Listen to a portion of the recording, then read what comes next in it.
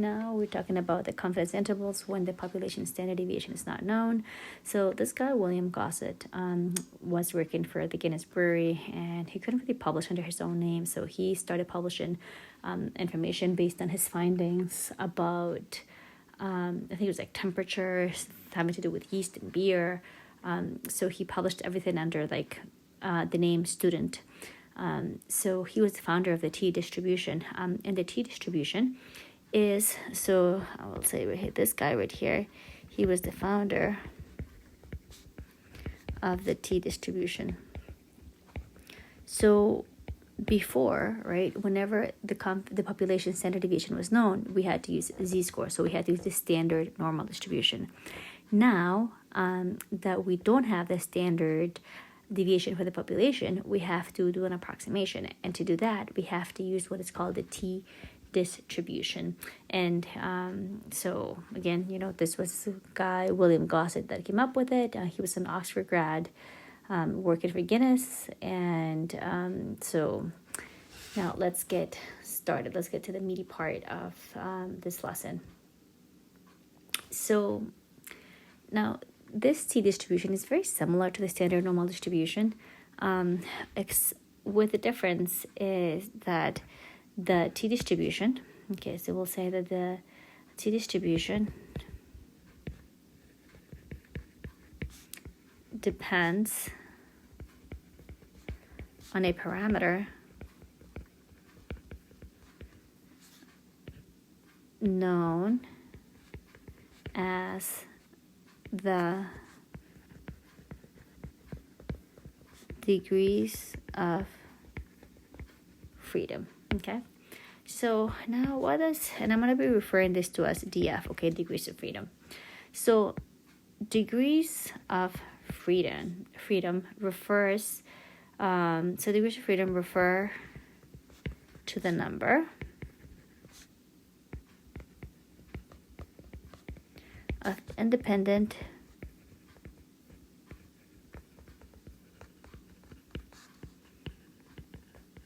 pieces of information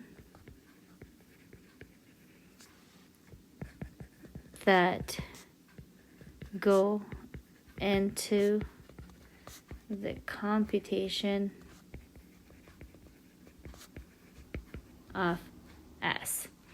Now, degrees of freedom is calculated as n minus 1, so the sample size minus 1. And what you will notice, we'll check over here, but so we'll say that a T distribution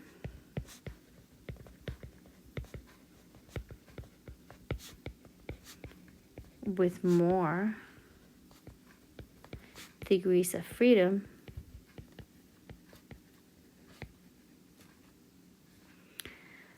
has less dispersion.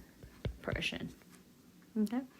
So, and as the number of degrees of freedom increase, then this distribution starts to resemble more and more like the standard normal distribution. So let's take a peek. So right here, I have this sheet that's critical values. So if you look at it right here, okay. So this is actually, let's look at the first page. So the first page right here, these are the critical values. I think I showed you that before. Right. It's almost like we actually did confidence levels, the critical values. This is what we were going to be using for confidence levels, but for the next chapter we're going to be using the hypothesis testing, the second part. But for now, so let's look at critical values. So the one that we're looking at, we will be looking at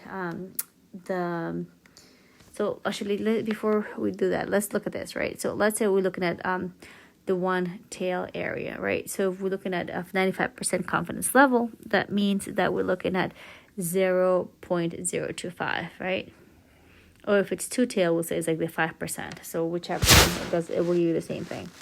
So when we look at this, look at it. When you have a 1 degree of freedom for a 95% confidence level, you get 12.706 for your T-score. It's kind of like a Z-score, but it's a T-score. But look what happens as the numbers get the degrees of freedom increases. Look at that. So the number of degrees of freedom it increases to 1.965. So it gets closer and closer to, I don't know why these ones are so different than the original ones, but so it gets closer to the 1.960, right? You see it right here. So we can double check that on the in Excel as well. But anyways, so that's just to demonstrate those concepts. How do you find the z-scores using Excel? So let's look at that. Finding out the t-scores, just like before, right? Before we had the 95% confidence level. You have something very similar as well. So here we'll be using the t-inverse function. So you will open Excel. So this right here is saying t scores, the critical values, okay?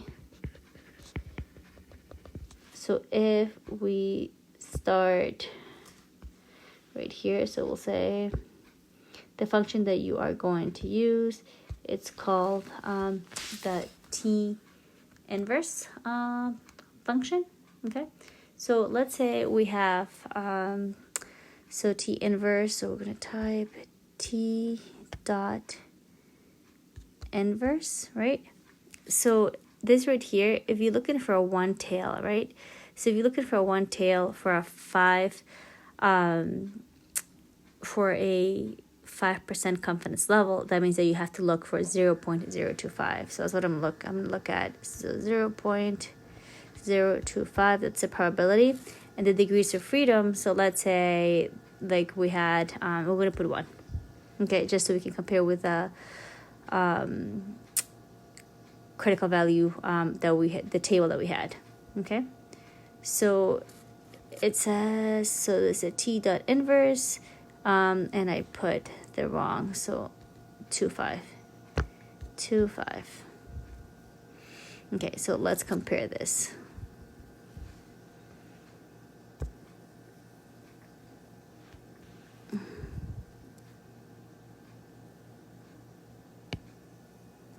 Trying to get rid of the keyboard. I don't know how to make this keyboard go away. Okay, keyboard go. Okay, all right, the keyboard's gone. So when we look at this, see, we enter 0.025. Just look at the positive score though, 12.706. So this is exactly what we had for the t-score. So you can always find for any degrees of freedom, you can use a t.in function. Okay.